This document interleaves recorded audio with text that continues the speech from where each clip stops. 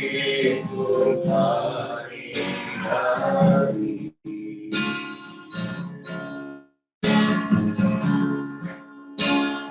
Agar kami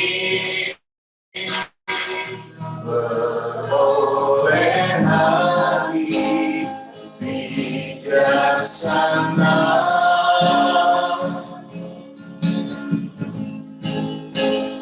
ajar aku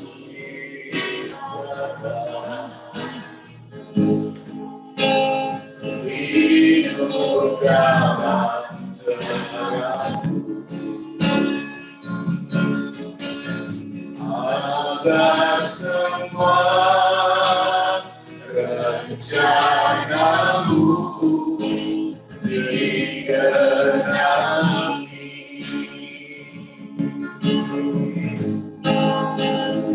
Yang akan membutuhkan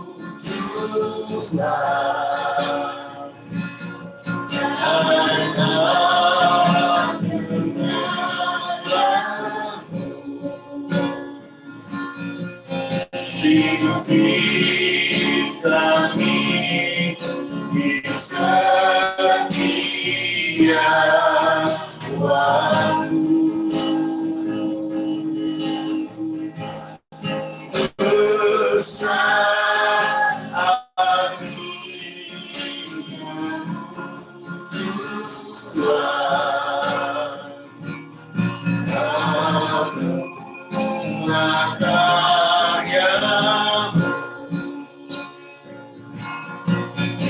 Yesus kami bersyukur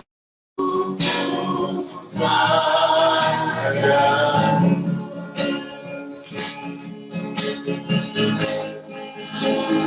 Yang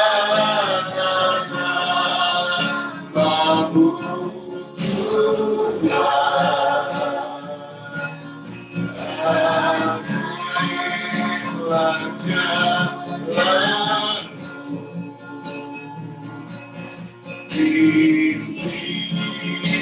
kami di setiap waktu.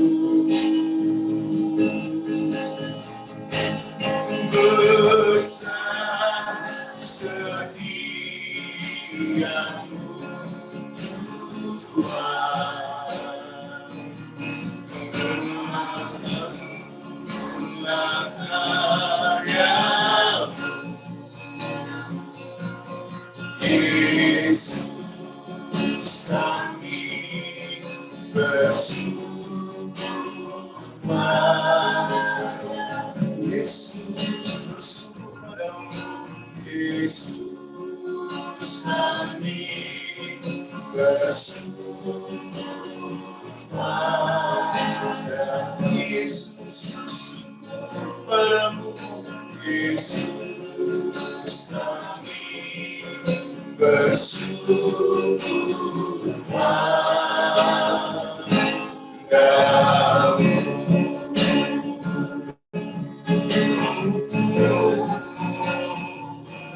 Terima kasih Tuhan, ajar kami mau bersyukur, mau memuji Tuhan, ajar kami dalam jalan. Terima kasih, terima kasih buat semua kebaikan-Mu, buat semua jalan-Mu.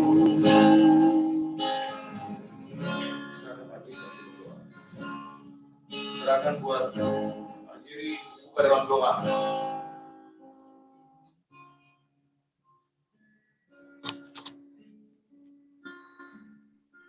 Haleluya. Terima kasih.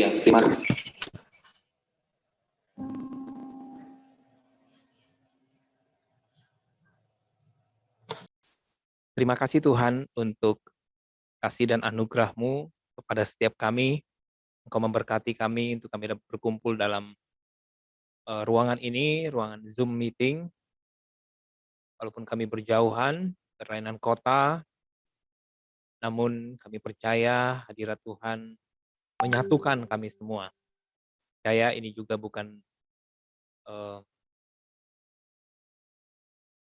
hanya rencana manusia, tetapi di balik itu semua ada rencana Tuhan untuk memberkati kami semua. Terima kasih Bapak, hamba-Mu akan menyampaikan sebuah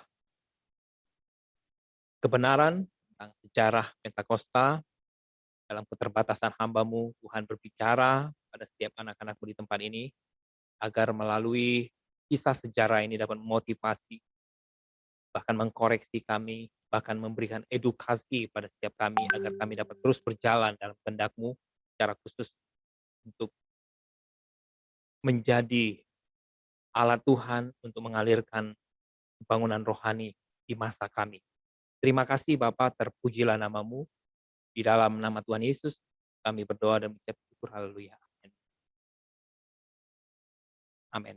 Puji Tuhan, kita tunggu satu hal yang menarik untuk berbicara tentang Pentakosta. Nah, kita semua adalah orang-orang dari aliran Pentakosta ya. Walaupun ada sebagian kita mengatakan, oh saya bukan Pentakosta, saya karismatik. Kalau kita lihat akarnya, kita semua Pentakosta. Karena kalau berbicara karismatik, ada lagi sejarahnya yang berbicara tentang itu, yaitu gereja-gereja Lutheran, gereja Katolik, gereja Episkopal yang dilawat oleh Tuhan. Mereka mengalami baptisan Roh Kudus, akhirnya mereka mendirikan Lutheran karismatik, Episkopal karismatik, Katolik karismatik. Jadi semua kita, GSJA, GBI, dan lain sebagainya, semuanya adalah aliran Pentakosta. Jadi sangat menarik sekali kita membahas tentang Pentakosta tersebut ya. Saya akan share screen untuk kita semua, Bapak Ibu.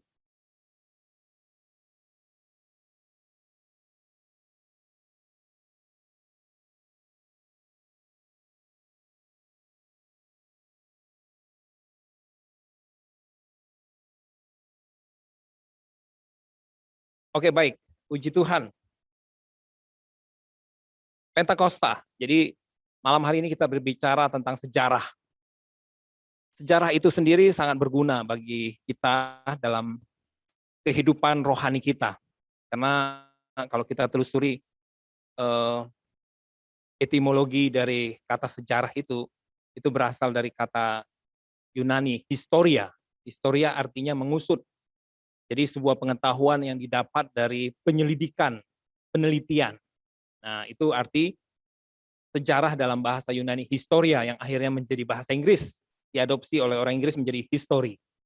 Kemudian sejarah dalam bahasa Arab itu syajaratun. Syajaratun itu artinya pohon, pokok.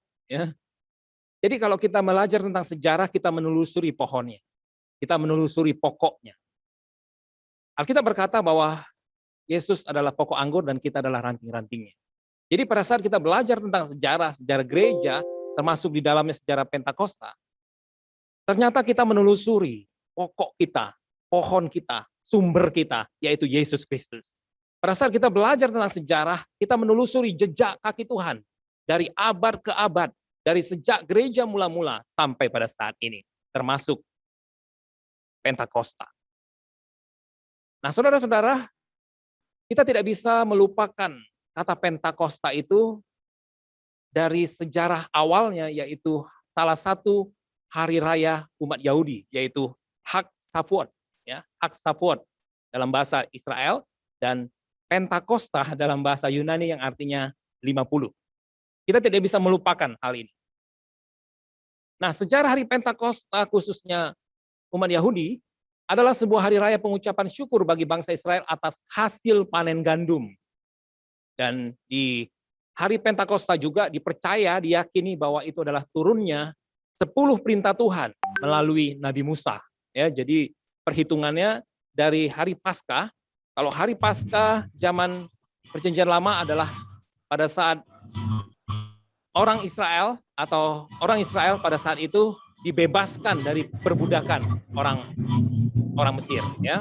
Jadi perhitungannya dari hari Paskah. Hanya hari Paskah waktu itu adalah di Perjanjian Lama pembebasan dari perbudakan Mesir, hari Paskah di Perjanjian Baru adalah pembebasan dari perbudakan dosa, ya. Nah, sebab itu juga dikenal dengan nama Hari Raya 7 Minggu. Dalam Ulangan 16 ayat 10 dan dalam Perjanjian Baru oleh orang Kristen istilah Pentakosta dihubungkan dengan hari turunnya Roh Kudus. Nah, dari 10 hari raya orang Yahudi atau orang Israel di sini tercatat ada 7, ya, yaitu Fall Feast, yaitu perayaan musim gugur, dan Spring Feast, perayaan musim semi. Dan salah satu Spring Feast kita lihat di sini ada Passover. Passover itu adalah Hak Pesak. Hak Pesak adalah hari Paskah orang Yahudi. Nah, kalau kita lihat hari raya yang ketujuh di sini dari 10, ya, ada 10 perayaan orang Yahudi. Di sini tidak dicatat hari raya Purim dan hari raya Pondok Daun. Nah, Pentakosta itu sendiri jatuh pada bulan Juni dan bulan Mei, antara bulan Juni dan bulan Mei. Saya bersyukur ulang tahun gereja kami tanggal 20 Mei pernah bersamaan dengan hari Pentakosta, ya. Jadi begitu, ya. Nah, saudara-saudara, nanti kita akan melihat Pentakosta dalam sudut pandang kekristenan. Ini masih dalam sudut pandang Yahudi, ya. Nah, ini kita akan melihat Kisah Para Rasul 1 ayat 4, 5 dan 8 saya akan bacakan. Pada suatu hari ketika ia makan bersama dengan mereka, ia melarang mereka meninggalkan Yerusalem dan menyuruh mereka menantikan janji Bapa yang demikian katanya telah kamu dengar daripadaku, sebab Yohanes membaptis dengan air, tetapi tidak lama lagi kamu akan dibaptis dengan Roh Kudus. Tetapi kamu akan menerima kuasa kalau Roh Kudus turun ke atas kamu, dan kamu akan menjadi saksiku di Yerusalem, di seluruh Yudea, Samaria, dan sampai ke ujung bumi. Ini adalah janji Bapa yang diberikan kepada murid-murid, dan penggenapannya adalah Kisah Para Rasul 2 ayat 1-4, ketika tiba hari Pentakosta. Nah, perhatikan, tiba hari Pentakosta, jadi tiba hari Pentakosta Yahudi. Semua orang percaya berkumpul di satu tempat. Jadi di Yerusalem waktu itu begitu ramai orang berduyun-duyun karena mereka mau merayakan hari Pentakosta. Tiba-tiba turunlah dari langit suatu bunyi seperti tiupan angin keras yang memenuhi seluruh rumah di mana mereka duduk. Dan tampaklah kepada mereka lidah-lidah seperti nyala api yang bertebaran dan hingga pada mereka masing-masing. Maka penuhlah mereka dengan Roh Kudus, lalu mereka mulai berkata-kata dalam bahasa-bahasa lain seperti yang diberikan oleh Roh itu kepada mereka untuk mengatakan. Nah, Bapak Ibu Saudara yang terkasih, inilah Pentakosta, mulainya era Pentakosta dari sudut pandang kekristenan, ya. Pencurahan Roh Kudus yang terjadi berketepatan dengan hari Pentakosta orang Yahudi. Nah, jadi pada saat orang Yahudi merayakan Pentakosta dan kemudian orang Kristen merayakan Pentakosta, mereka memiliki makna yang berbeda-beda. Pentakosta bagi orang Kristen adalah hari pencurahan Roh Kudus. Pentakosta bagi orang Kristen adalah hari lahirnya gereja. Karena itu saya mau katakan, Bapak Ibu Saudara, saya mau katakan bahwa bukan hanya orang Pentakosta yang merayakan hari Pentakosta, tetapi seluruh gereja di dunia merayakan hari Pentakosta. Karena apa? Karena di hari Pentakosta itulah lahirnya gereja pertama di muka bumi ini, Bapak Ibu Saudara, ya. Jadi kalau ada aliran gereja lain yang merayakan Pentakosta, jangan mengatakan, oh itu tuh hari raya kami. Salah, Bapak Ibu, ya, Bapak Ibu Saudara. Pentakosta adalah milik semua orang percaya. Bahkan sebelum terjadi kegerakan Pentakosta di tahun 1906, banyak gereja-gereja Protestan yang memakai nama Pentakosta di label atau merek gerejanya. Banyak, tapi sekarang sudah enggak, karena Pentakosta seakan-akan sudah menjadi milik salah satu aliran tertentu, ya, yaitu yang disebut aliran Pentakosta. Nah, Bapak Ibu Saudara yang terkasih, sebelum kita masuk dalam kegerakan Pentakosta di tahun 1906, kita akan melihat para tokoh dan kelompok Kristen yang berperan besar dalam sumbangsinya kepada kegerakan Pentakosta di awal abad ke-20. Kita harus tahu bahwa sebelum terjadi kegerakan Pentakosta, ada pendahulu-pendahulu yang melakukan sesuatu yang berkontribusi terjadinya kegerakan Pentakosta. Yang pertama adalah John Wesley. John Wesley ini sesepuhnya orang Pentakosta, Bapak Ibu Saudara. Saya bersyukur bahwa saya pernah berkhotbah di gereja tersebut, di gereja Metodis, ya, gereja yang didirikan oleh John Wesley, dan saya bersyukur kepada Tuhan, saya dapat sebagai orang-orang dari aliran Pentakosta dapat merasakan nuansa ibadah, ya, bahkan saya berkhotbah di gerejanya sesepuhnya orang Pentakosta, yaitu John Wesley.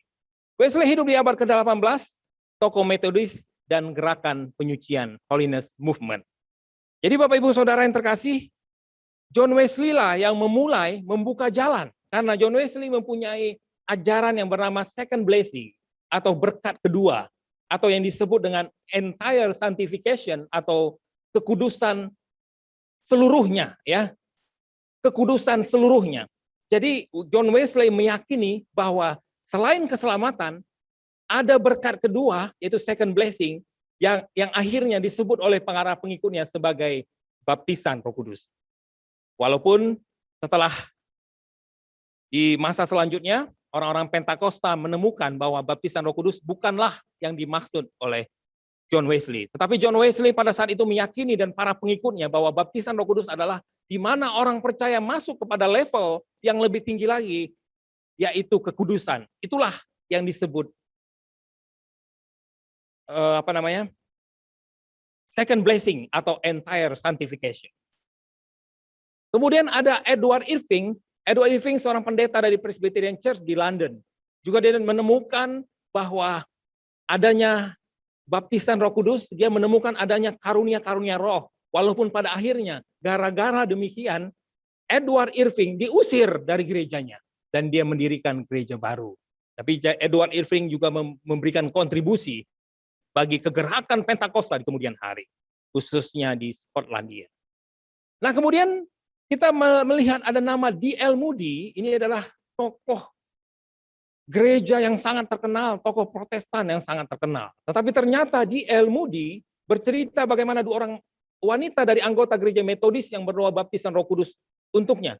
Dalam kebaktian doa tahun 1871 dia mengalami kepenuhan Roh Kudus lalu jatuh ke lantai dan mengalami kemuliaan Allah.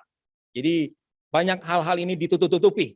Ternyata tokoh Protestan yang sangat terkenal D.L. Moody, dia mengalami baptisan Roh Kudus. R.A. Torrey salah satu tokoh yang bersama-sama dengan D.L. Moody membuat kegerakan di abad-abad pertengahan, abad-abad menjelang abad modern ini. Dia juga meyakini dan merasakan bahwa ada baptisan Roh Kudus. Dan ini merupakan sesuatu yang berbeda, merupakan kelanjutan pekerjaan pelayanan baru dan bukan hanya buat rasul-rasul yang hidup pada zaman rasul-rasul, tapi buat semua orang yang dipanggil oleh Allah.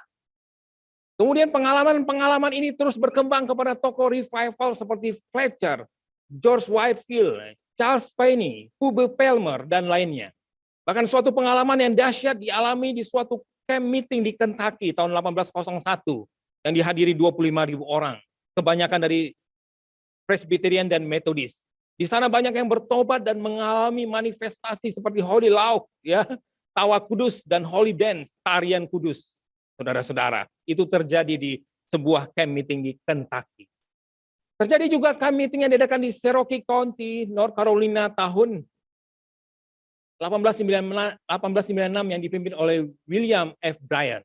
Pada camp meeting tersebut umat Tuhan yang kebanyakan terdiri dari Holiness Movement mencari hadirat Allah. Holiness Movement saya ingatkan lagi bahwa itu adalah aliran yang berasal dari Metodis. Jadi gerakan Metodis yang radikal, mereka disebut Holiness Movement. Dan kemudian apa yang terjadi? Tiba-tiba mereka mengalami baptisan Roh Kudus dengan berbahasa lidah, berbahasa roh. Bahkan seorang teolog Pentakosta yang bernama Charles W. Thorne berpendapat bahwa asal mula gerakan Pentakosta modern berasal dari camp meeting ini.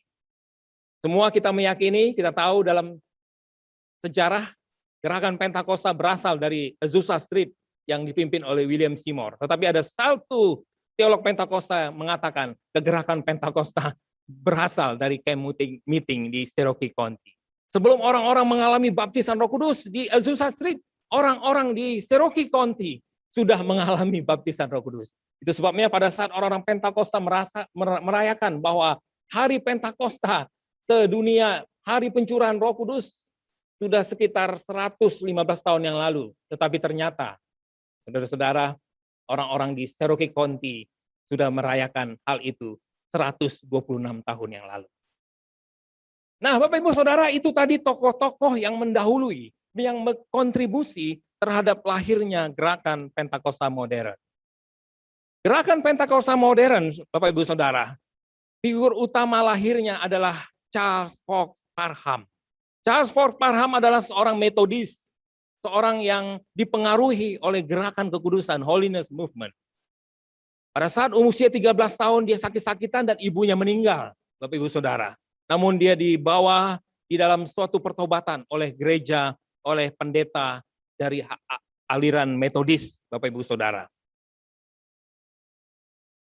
Dan kemudian waktu dia kuliah di Universitas Metodis dan bagian kesehatan, medikal. Dan di sanalah dia menemukan panggilannya, bahwa panggilannya adalah melayani kesembuhan. Walaupun dia pada saat itu dia kuliahnya kuliah medikal kesehatan, Bapak Ibu Saudara, bukan doa, bukan kesembuhan ilahi, bukan. Nah, tetapi melalui kuliahnya ini dia menemukan bahwa dia dipanggil Tuhan untuk melayani kesembuhan. Bahkan pada masa-masa itu sakitnya juga telah disembuhkan oleh Tuhan. Tahun 1898 dia menetap di Topeka, Kansas dan mendirikan Bethel Bible School dan Healing Home. Dia juga menerbitkan majalah untuk publikasi berjudul Apostolic Faith. Desember 1900, Parham meminta murid-muridnya. Nah, jadi Bapak Ibu Saudara, inilah awalnya kegerakan Pentakosta itu. Kita perhatikan Bapak Ibu Saudara yang terkasih.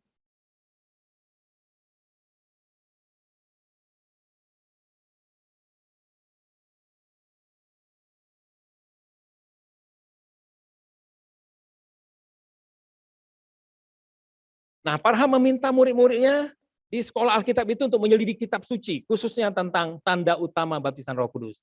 Walaupun Parham berasal dari Holiness Movement yang percaya akan baptisan Roh Kudus, yaitu berbicara tentang kekudusan yang saya sebutkan tadi, entire sanctification atau second blessing. Tetapi Parham meyakini bahwa baptisan Roh Kudus masih ada yang lebih dalam, yang lebih tinggi daripada itu. Itu sebabnya dia memerintahkan murid-muridnya selidiki kisah para rasul untuk menemukan tentang baptisan Roh Kudus. Baptisan Roh Kudus itu seperti apa? Apakah baptisan Roh Kudus seperti yang kita yakini sebagai orang-orang Holiness Movement, sebagai orang-orang Metodis? Dia suruh murid-muridnya menyelidiki, Bapak Ibu Saudara. Dan kemudian dia pergi keluar berkhotbah dan murid-muridnya berdoa puasa sambil mendalami soal yang diminta oleh Parham selidiki hal itu. Parham keluar dan berkhotbah dan melayani. Bapak Ibu Saudara, pada saat itu Parham sudah diberikan Tuhan karunia kesembuhan, tetapi dia belum dibaptis Roh Kudus. Parham sudah melayani kesembuhan, karena Parham termasuk yang dipengaruhi juga oleh siapa pelayanan kesembuhan itu, saya lupa namanya itu, mungkin nanti Saudara Rinto atau yang lain atau Pak Robinsar bisa mengingatkan tentang Alexander Dowie yang mendirikan kota Zion, yang Alexander Dowie adalah wali kotanya, ya, jadi dia yang mengatur segala sesuatu. Nah, kemudian Bapak Ibu Saudara, yang menarik di sini kita perhatikan, pada saat mereka sudah menyelidiki dan akhirnya ada seorang yang bernama Agnes Osman, dia percaya akan baptisan Roh Kudus. Dia mulai berbicara dalam bahasa-bahasa lain, khususnya bahasa Cina. Dan ketika Parham meminta dia menuliskan pengalaman itu, Agnes tidak mampu menuliskan dalam bahasa Inggris, tetapi dalam bahasa Cina. Jadi dia bukan hanya berbicara, tetapi juga dia menuliskan. Nah, Bapak Ibu Saudara, sebelum di sini saya mau katakan bahwa pada saat Parham pulang, setelah 3 hari dia melayani, dan pada saya itu Agnes Osman katakan, Mister, ya, Father, saya sudah percaya akan adanya baptisan Roh Kudus, tetapi Father perlu tumpang tangan pada saya. Aduh, kata Parham, bagaimana mungkin saya menumpangkan tangan? Saya belum mengalami baptisan Roh Kudus. Tetapi itulah yang saya yakini, sebagaimana di kisah para rasul. Tumpangkan tangan kepada saya, dan pada saat Parham menumpangkan tangan, disinilah Agnes Osman mulai berbicara dalam bahasa roh, khususnya dalam bahasa Chinese. Nah, selama kebaktian murid-murid yang lain berbicara dengan bahasa-bahasa roh, yaitu Swedia, Rusia, Bulgaria, Jepang, Prancis, Norwegia, Italia, dan Hongaria. Padahal mereka tidak pernah berbicara, tidak pernah belajar tentang bahasa-bahasa tersebut. Tapi mereka berbicara dalam bahasa-bahasa lain seperti Kisah Para Rasul 2 tadi katakan. Mereka para murid di Kisah Para Rasul 2 berbicara bahasa Persia, berbicara bahasa orang-orang yang ada di sekitar mereka. Dan Parham mengetahui bahwa tidak satu pun dari murid-murid yang belajar bahasa tersebut. Dengan ini Parham menyimpulkan bahwa pentingnya misionaris untuk berdoa meminta kepenuhan bahasa roh guna keperluan mereka menghadapi bangsa-bangsa lain yang berlainan bahasa. Dan kita juga ingat, saudara, saya juga ingat tentang seorang yang bernama Meltari, tokoh kebangunan rohani di Soe, Nusa Tenggara Timur. Pada saat dia diminta bersaksi di bangsa-bangsa, dia diundang ke Amerika, padahal dia tidak pernah belajar bahasa Inggris. Namun pada saat itu dia belajar bahasa Inggris, dia berbicara bahasa Inggris dengan fasih.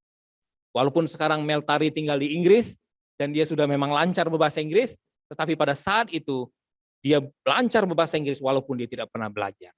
Nah, setelah kejadian ini, Parham mulai mengadakan serangkaian tur penginjilan selama kurang lebih 4 tahun.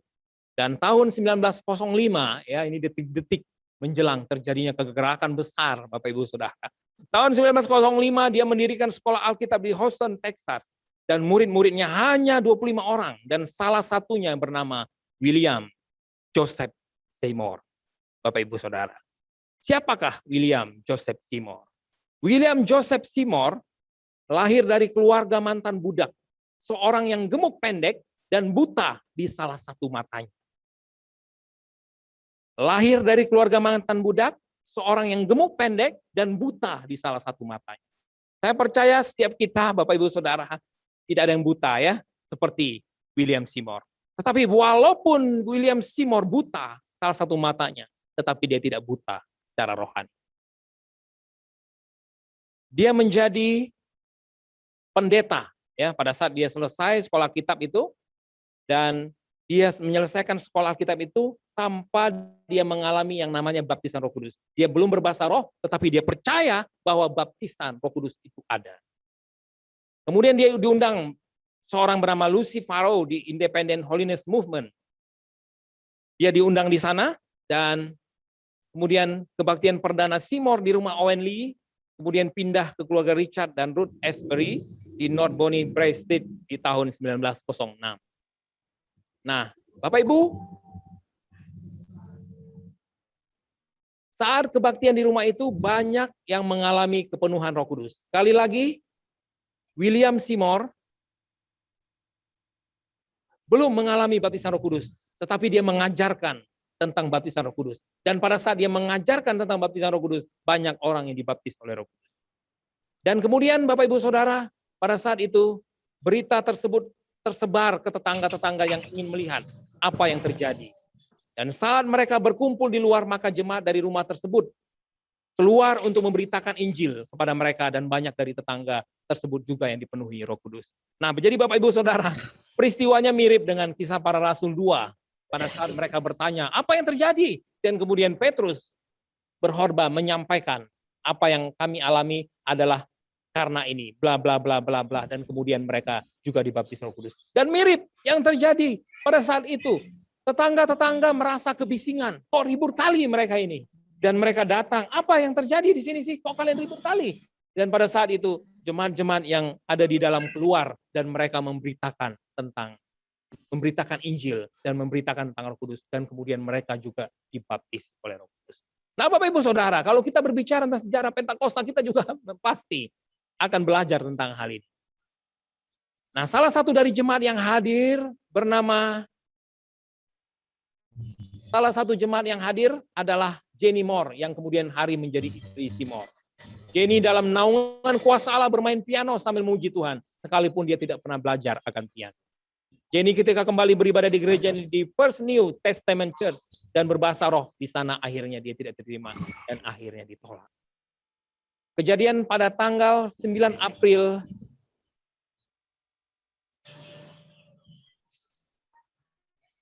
Pada tanggal 9 April 1906 di Bonnie Brae Street menjadi berita besar.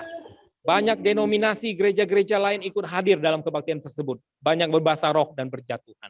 Dan akhirnya rumah di Bonnie Brae itu tidak muat lagi untuk mengumpulkan jemaat-jemaat yang hadir. Maka dicarilah tempat yang lebih besar. Didapati bangunan di Jalan Azusa 312, suatu bangunan yang tadinya milik gereja Metodis Episkopal, namun tidak digunakan lagi. Maka dimulailah ibadah di gereja tersebut. Nah, Bapak Ibu Saudara, di gereja inilah, di gedung inilah yang bekas gereja Metodis Episkopal yang tidak lagi digunakan, bahkan sempat dipakai sebagai kandang ternak. Di tempat inilah terjadi kegerakan yang besar, yang pada akhirnya mengubah hampir 500 juta orang. Saya mau katakan bahwa penganut Pentakosta ada 500 juta orang. 500 miliar di seluruh dunia, Bapak Ibu Saudara. Itu dimulai dari bangunan gedung ini, gedung yang sudah tidak terpakai lagi. Dan akhirnya mereka sewa, Bapak Ibu Saudara. Disinilah terjadi doa-doa yang dinaikkan oleh seorang yang bernama William Seymour. Kerinduan dari seorang William Seymour, sehingga menghasilkan sebuah kebangunan rohani. Salah satu kebangunan rohani terbesar sepanjang sejarah, Bapak Ibu Saudara. Namun sangat disayangkan sekali, kegerakan itu akhirnya mengalami kemunduran. Mulai tahun 1910, Azusa Street mengalami kemunduran, baik kehadiran maupun kejadian-kejadiannya. Mengapa itu terjadi? Dari ribuan orang yang menghadiri, bahkan sampai di halaman-halaman mereka beribadah. Dengan cara yang mungkin tidak bisa kita capai dalam masa-masa ini, Bapak Ibu Saudara. Karena pada masa-masa ini kita semua melakukan, seringkali memakai akal kita, tetapi pada saat itu enggak. Kadang-kadang tidak ada alat musik, mereka hanya akapela, Bapak Ibu Saudara. Dan tidak ada pengkhotbah khusus, semuanya bisa dipakai Tuhan untuk menyampaikan firman Tuhan. Semuanya bisa dipakai Tuhan berdoa bagi orang sakit dan kesembuhan-kesembuhan mujizat terjadi, Bapak Ibu Saudara. Tetapi terjadi kemunduran. Karena apa? Penyebab-penyebabnya dikarenakan berbagai sebab, salah satunya karena mereka dicap sebagai sekte dan ritual. Mereka mulai dianggap sebagai aliran yang mengandalkan ritual-ritual, bahkan dicap sebagai gereja-gereja sesat oleh gereja-gereja lainnya. Mereka mulai dimusuhi. Juga disebabkan karena pengalaman Roh Kudus menjadikan mereka seperti aristokrasi, yaitu mereka mendapatkan special insight dalam baptisan Roh Kudus dan mendirikan tahta bagi Seymour. Jadi mereka sudah ada gap, mereka menjadi eksklusif, bahkan mereka mulai mengagungkan, membangun benteng tahta bagi Seymour. Yang tadinya Seymour adalah seorang yang rendah hati. Jadi sekarang setelah itu orang sulit bertemu dengan William Seymour. Bahkan Seymour mulai diagungkan melebihi Tuhan sendiri. Ini sering terjadi, Bapak Ibu Saudara. Bahkan sampai pada saat ini, seringkali ada tokoh-tokoh yang dituhankan melebihi Tuhan sendiri. Setelah mereka dipakai Tuhan dengan luar biasa. Namun masalah yang terbesar adalah konflik rasial yang akhirnya mencuat juga. Ya, jadi terjadi konflik rasial antara orang kulit putih dengan orang kulit hitam. Dengan adanya kejadian-kejadian tersebut, maka berita yang muncul dari Azusa mengalami penghambatan. Seymour akhirnya sering keluar, mengadakan perjalanan keluar. Jadi pakai Tuhan tetap luar biasa, baptisan Roh Kudus, kesembuhan, mujizat terjadi, tetapi pelayanan sendiri di Azusa Street mengalami kemunduran.